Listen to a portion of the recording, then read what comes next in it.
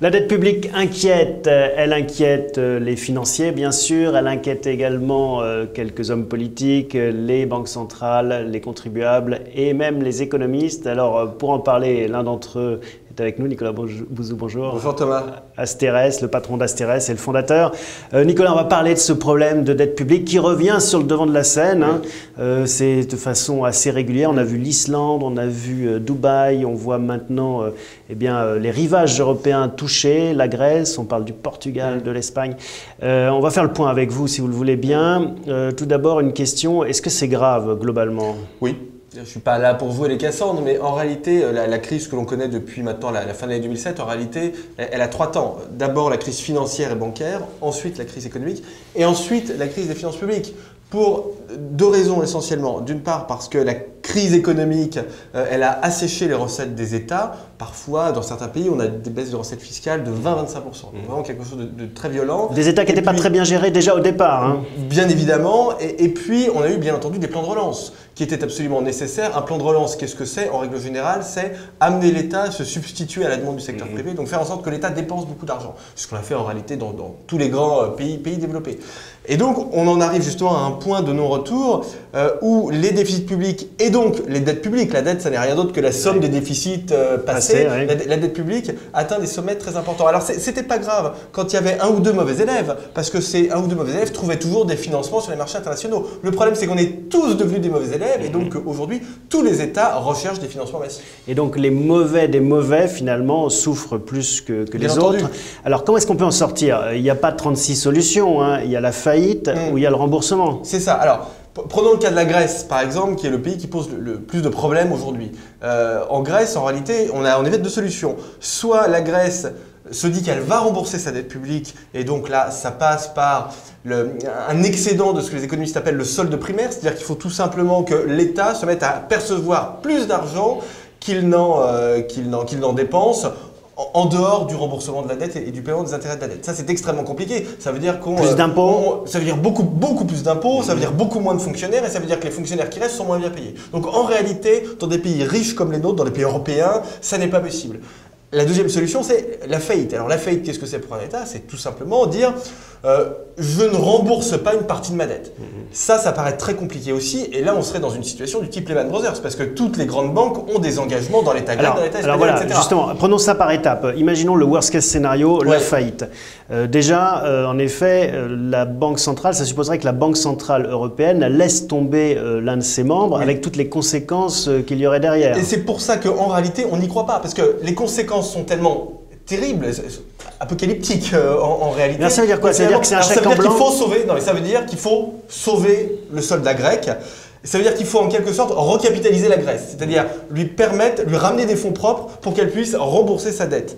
Alors ça peut se faire d'une façon assez simple du point de vue technique. On peut parfaitement imaginer que la France et l'Allemagne, par exemple, lèvent un emprunt et que cet emprunt serve à refinancer la dette grecque. Sauf que derrière il y a le Portugal, que derrière il y a l'Espagne, peut-être l'Irlande, et la France et l'Allemagne ont leur propre chat à fouetter. C'est ça, c'est-à-dire alors qu'on sort d'un débat sur le grand emprunt, finalement qui a débouché sur un petit emprunt, je parle de la France, à quoi j'étais tout à fait favorable, aller expliquer aux Français qu'on va lever un emprunt pour les Grecs, bien évidemment c'est extrêmement compliqué. Pour l'instant, on en est là parce que dans la zone euro, rien n'est prévu pour pallier à ce genre de difficultés. On avait le pacte de stabilité, des limites en termes de déficit public et de dette publique. Qui a explosé. Mais derrière ce pacte de stabilité, on n'a rien. Pour l'instant, on en est là. Il n'y a pas de filet. Est-ce qu'on peut imaginer, encore un scénario plus loin, la sortie de la Grèce de la zone euro, finalement, l'explosion de cette monnaie unique qui n'a que quelques années? Ça me paraît très compliqué, dans la mesure où les coûts de sortie d'un État comme la Grèce, les coûts de sortie de la zone euro sont énormes. Songez du simple point de vue technique, la difficulté pour un État comme la Grèce de revenir au drag. Alors, ce qui est vrai, c'est qu'à la fin des années 80, au début des années 90, les États qui avaient ce type de difficulté dévaluaient leur monnaie. Mais oui, aujourd'hui, parce qu'en fait, c'est tout le problème, c'est que la BCE, en tout cas la zone euro, est très favorable quand il s'agit de lever des emprunts. On bénéficie de taux plus intéressants quand les choses vont plus ou moins bien.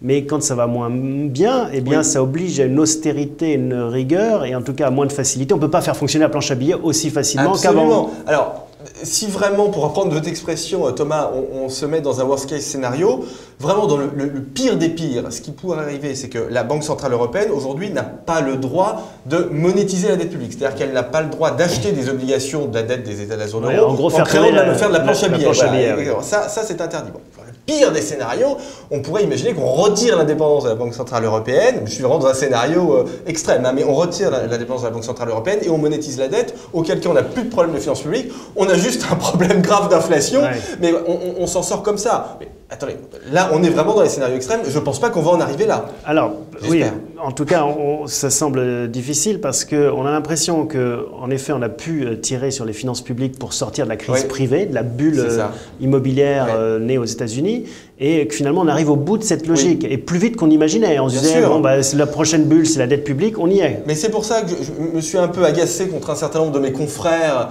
qui continuent de nous dire, d'ailleurs, notamment en France, il faut traiter les problèmes dans l'ordre, réglons d'abord la croissance, et quand la croissance sera revenue... Ce qu'on entend depuis 30 ans, en fait. Eh ouais, c'est ça. Et là, j'ai envie de dire, on n'a pas le temps. Les taux d'intérêt, la Grèce paye aujourd'hui les taux d'intérêt de 6,5% à peu près à 10 ans sur sa dette. Ce qu'on a peut-être oublié, c'est qu'en 2008, la Grèce payait moins de 4%.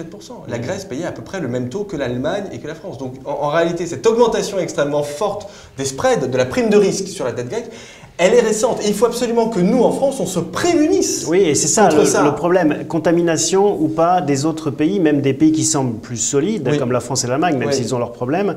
Ça, c'est un vrai risque. Alors, l'Allemagne, je ne pense pas, parce que l'Allemagne a un long passé de rigueur en matière de gestion des finances publiques. Le Portugal, oui, le Portugal, il y a un risque. L'Espagne, alors l'Espagne est attaquée aujourd'hui sur sa dette pour des raisons qui m'échappent en partie, parce qu'en réalité, la dette publique espagnole est relativement faible. L'Espagne a un problème énorme de croissance. Un mot des spéculateurs quand même, parce qu'on dit beaucoup c'est la spéculation, c'est la spéculation. C'est vrai qu'il se met à vendre finalement cette dette. Qu'est-ce qu'ils espèrent, que ça aille plus bas? Oui, mais je veux dire, la spéculation, évidemment, dans ce genre de crise, on se fâche toujours contre la spéculation.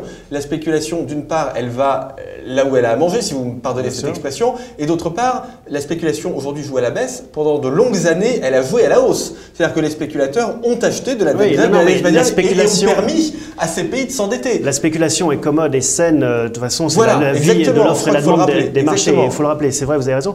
Mais là, elle espère quoi? Elle espère une sortie du système Aux États-Unis, très clairement. C'est-à-dire que les investisseurs américains, et on le voit quand on lit la presse anglo-saxonne, se disent finalement la zone euro ne peut pas fonctionner. On a construit la zone euro sans gouvernance européenne, donc ça ne peut pas fonctionner. Sur l'explosion de la zone euro. Donc ils misent sur l'explosion des zones euro et ça se traduit par quelque chose pour le coup qui est plutôt positif, qui est très positif pour nous et qui peut être une porte de sortie, c'est la chute de l'euro.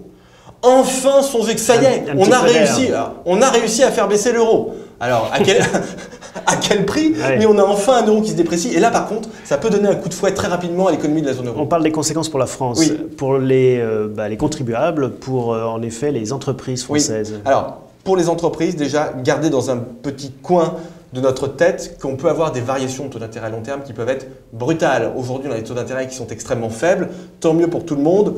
Demain, ils seront peut-être plus élevés. Ils ne baisseront plus, ils seront peut-être plus élevés. C'est-à-dire, la France n'est pas complètement immunisée contre ce type de déboire. La dette publique française est relativement importante. On a des retraites qui ne sont pas provisionnées. La France peut difficilement céder des actifs, à peu d'actifs cessibles. Bon, donc, on est dans une situation qui est un peu compliquée. On n'a jamais réussi à réduire notre dette publique, donc il faut faire très attention à ça.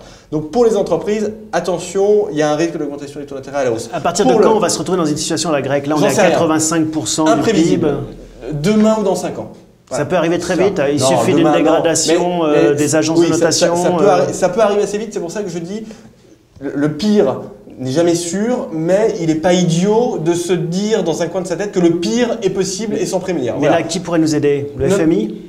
Je n'en sais rien. De toute façon, derrière la France, il n'y a plus que l'Allemagne et l'Allemagne ne peut pas payer pour tout le monde. C'est pour ça que la situation actuelle, je ne veux pas noircir le tableau, mais c'est pour ça que la situation actuelle est sérieuse. Et je rebondis, Thomas, sur votre deuxième question. Qu'est-ce qu'il faut faire?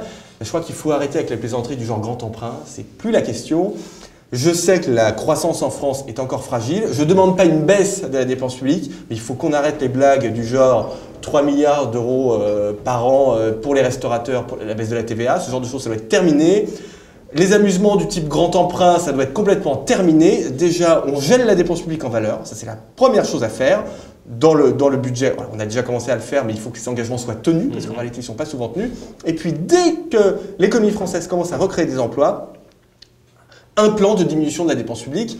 Sur la hausse des prélèvements obligatoires en France, on a peu de marge de manœuvre, parce que les prélèvements La hausse des obligatoires impôts, hein. sont déjà élevés en France. On n'est pas du tout dans le cas des États-Unis ou du Royaume-Uni. Nous, on a des impôts élevés. Vraiment, vous le dites, c'est le discours que tiennent tous les économistes aussi depuis des années. Oui. Il faut s'attaquer au problème des dépenses publiques Oui, qui absolument. créent cette dette publique. Bien sûr. On sait que les Français adorent l'État, Ouais. sauf quand il s'agit de payer des impôts. Ah oui, non, mais Et donc ça, vous dites, voilà, il faut des politiques qui prennent leurs Oui. responsabilités maintenant. terminé. Ça Sinon, terminé. on va toucher un mur un jour. Moi aussi, j'adore l'État. Tout le monde aime bien l'État en France. Ça fait partie de notre histoire. Mais cet État, il faut le réorganiser. Parce qu'évidemment, il ne s'agit pas de couper à l'âge dans les budgets des ministères. On sait bien que ça ne fonctionne pas. Il faut très certainement le réorganiser, sachant dans le même temps que, bien entendu, on a besoin d'argent public dans beaucoup de domaines, dans l'université, dans la recherche, dans la santé. On a besoin d'argent public. Il va falloir indemniser les chômeurs. La C'est de l'argent retraite. public. La retraite, j'en parle pas. D'ailleurs, au passage, quand on est en train de débattre en France pour savoir si on va passer à 62 ans, là encore, c'est une bonne blague. La question est de savoir quand est-ce qu'on passe à 67 ou à 68 ans. Ouais. C'est ça la question. Bon. Donc, il faut faire très attention à ça. Il faut le faire vite. Il faut être crédible. C'est pour ça que je suis favorable, comme certains de mes collègues, à ce qu'on inscrive un certain nombre de règles dans la Constitution, comme viennent de le faire les Allemands. Limiter les déficits de fonctionnement, par exemple, ce que font, on tape beaucoup sur les collectivités dépenser locales en plus France, que ce qu'on les collectivités gagne. locales, elles ne s'endettent que pour de l'investissement. Donc il faut vraiment se mettre aujourd'hui dans cet état d'esprit. Merci la Grèce finalement. Si Alors- ça nous oblige à tirer la sonnette d'alarme. Alors, merci la Grèce.